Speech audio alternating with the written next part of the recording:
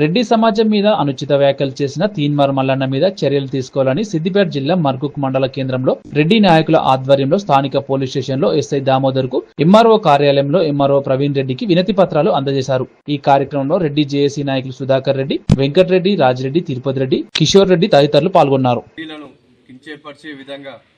MLC Teenmar Mallanna చేసిన వ్యాఖ్యలను ఖండిస్తూ ఈరోజు మన తహసీల్ ఆఫీసర్ గారికి అలాగే మన మర్కుక్ పోలీస్ స్టేషన్ ఎస్ఐ గారికి వినతి పత్రం ఇవ్వడం జరిగింది.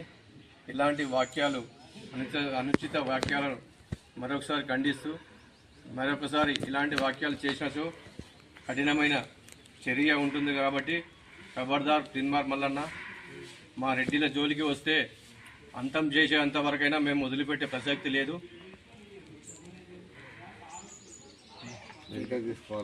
నేను మాట్లాడిన మాటలు తక్షణమే వెనక్కి తీసుకొని బహిరంగంగా క్షమాపణ చెప్పాలని సవాల్ విసురుతున్నాము. ఒకవేళ క్షమాపణ చెప్పనిచో నీ అంతు చూసే వరకు మేము